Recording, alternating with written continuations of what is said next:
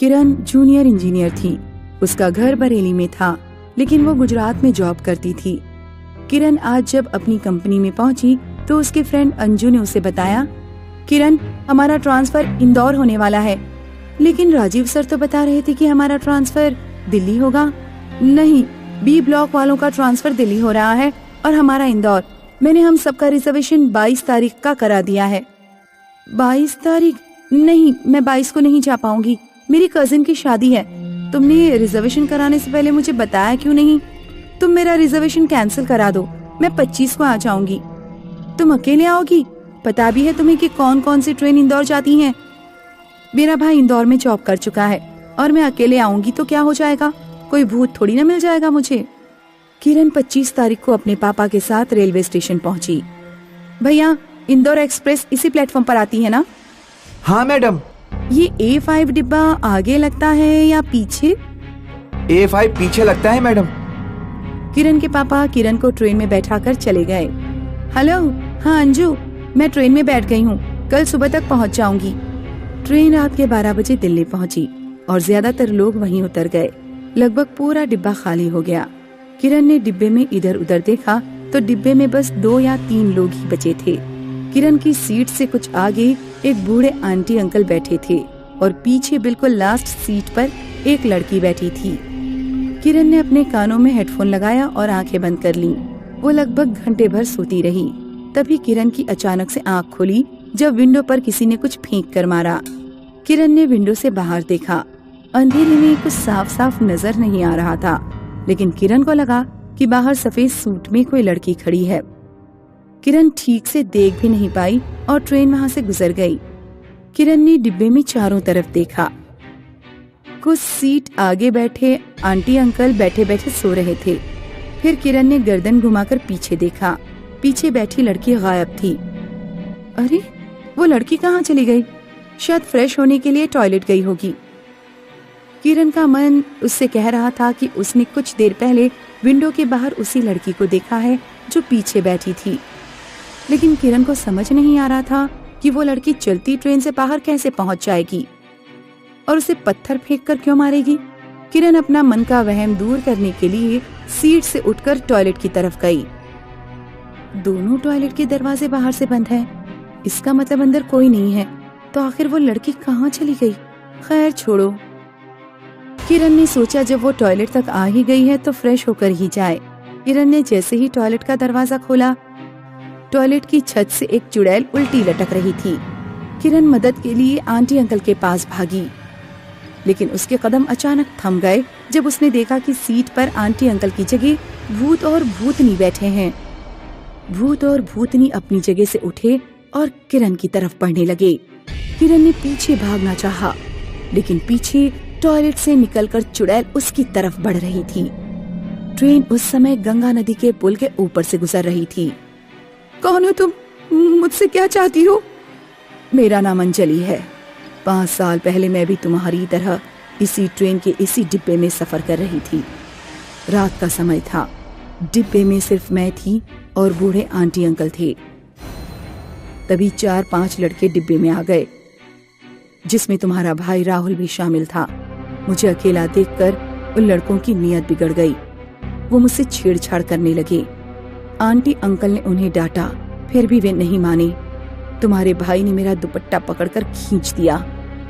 तब मैंने अपनी स्टील की बोतल उठाई और तुम्हारे भाई के मुंह पर मारी। उसने मेरे बाल पकड़ लिए। आंटी अंकल उठकर मुझे बचाने आए तो तुम्हारे भाई और उसके आवारा दोस्तों ने हम तीनों को चलती ट्रेन से नीचे फेंक दिया। 3 जिंदगी गंगा नदी में समा गई और किसी को कुछ पता नहीं चला। मेरे मम्मी पापा आज भी मुझे ढूंढ रहे हैं और मेरी आत्मा न्याय के लिए भटक रही है। इतना कहकर चुड़ैल गायब हो गई। अनाउंसमेंट की आवाजें आने लगी। प्रतापगढ़ का प्लेटफॉर्म आने वाला था। किरण इस सोच में डूबी अपनी सीट पर बैठ गई कि अब उसे क्या करना चाहिए। क्या उसे पुलिस स्टेशन जाकर अपने भाई के खिलाफ रिपोर्ट लिखानी चाहिए या अपने भाई को प्राकृतिक न्याय पर छोड़ देना चाहिए? दोस्तों, आपको क्या लगता है, किरण को क्या करना चाहिए? हमें कमेंट करके जरूर बताएं।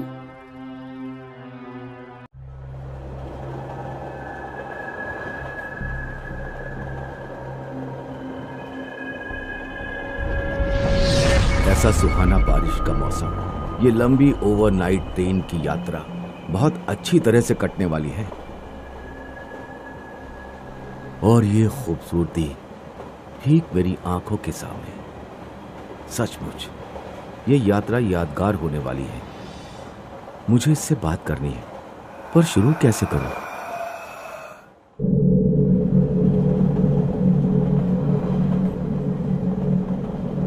सुनिए आप ठीक है, आप पहले कहिए। ना जी, आप। Sorry, ladies first. ओके, मैं तो यही पूछने वाली थी कि आप कहाँ तक जा रहे हैं। मैं बद्री स्टेशन पर उतरने वाली हूँ। वो सुबह 5 बजे लगने वाला है। सोच रही थी कि अगर मेरी आंख लग जाए तो क्या आप मुझे जगा देंगे? वाह, क्या बात है। मैं भी बद्री ही जा रहा हूँ। फिर तो ठीक है। हाँ, शायद आज रात हम दोनों में से किसी को नींद ही नहीं आएगी। आप अकेली यात्रा कर रही हो? हाँ, और आप? मैं भी। हाय, मेरा नाम आशुतोष है। और आपका? दिव्या। और कहिए आशुतोष, आपकी शादी हुई है? नहीं, क्या मैं इतना परेशान लगता हूँ आपको? और आपकी? हाँ, 100 साल पहले।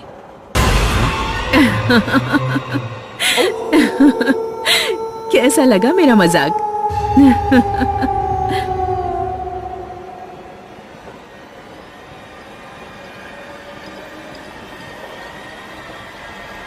हाँ? Ticket ticket ticket ticket. अरे डरो मत दिव्या, टीसी है, टिकट देखने आया है।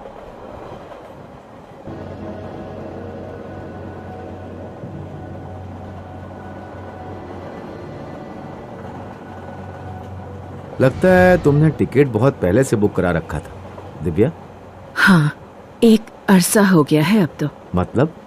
सदियों से तरस गई थी कि इस तरह की ट्रेन में सफर करूं और कोई मुझसे बातें करे। और आपको क्या क्या पसंद है आशुतोष? मतलब हॉबीज? फुटबॉल खेलता हूँ। वैसे मैं पिक्चर भी बहुत देखता हूँ, किताबें पढ़ता हूँ। कैसी वाली किताबें? अब क्या बताऊं, मुझे हॉरर की कहानियां पढ़ना बहुत पसंद है। वाह, भूतों वाली कहानियां अब तो हमारी बहुत अच्छी जमने वाली है। मतलब मुझे भी हॉरर बहुत पसंद है। उसके अलावा मैं कुछ नहीं पढ़ती।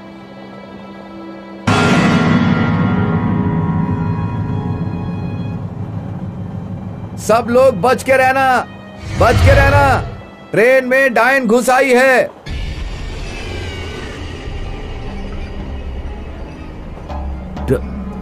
डायन? छोड़ो आशुतोष, वो लड़का शायद पागल होगा। ट्रेन में ऐसे पागल लोग घूमते रहते हैं। मगर उसने डायन कहा, तुम्हें डर नहीं लगता? उसमें क्या डरना, मुझे ऐसी चीजों से डर नहीं लगता। क्या यही वो डायन तो नहीं? क्या सोच रहे हो आशुतोष? इतनी ठंडी में भी तुम्हारा पसीना छूटने लगा? नहीं नहीं, कुछ नहीं। हमें अब सोना चाहिए, बहुत देर हो गई।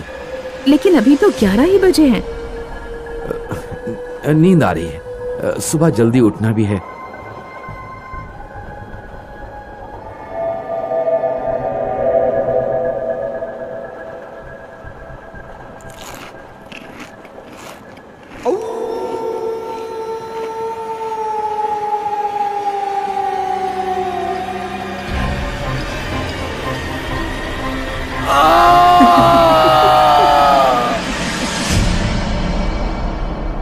सपना था?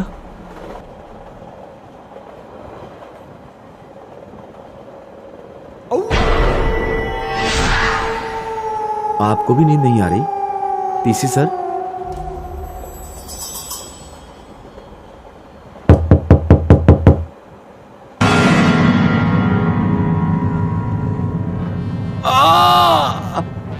क्या हुआ? किसी ने लड़के को मारा। तुम यहाँ हो आशुतोष? तुम ही चीखे थे अभी, क्या हुआ? इसी ने, यही है वो, इसी सर, इसी ने इस लड़के को। मैंने क्या? मैंने क्या? तुमने उस लड़के को मार डाला और अब तुम मुझे भी मार डालोगी। तुम सबको खा जाओगी। ये तुम क्या बातें कर रहे हो? पागल हो गए हो क्या? तो ये देखो। चीख क्यों रही हो? तुम ही ने इसे मारा है। तुम औरत नहीं, डायन हो। नहीं आशुतोष,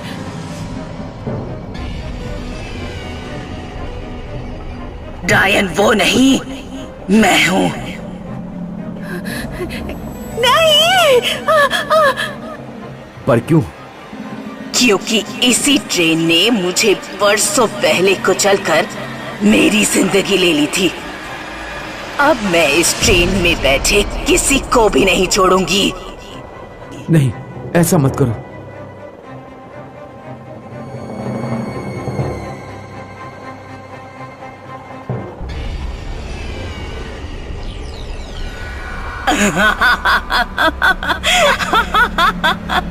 अब तो ये गई।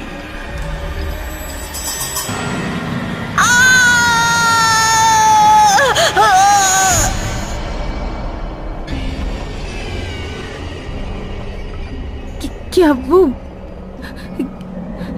वो सच में? फिक्र मत करो दिव्या, सब ठीक हो जाएगा।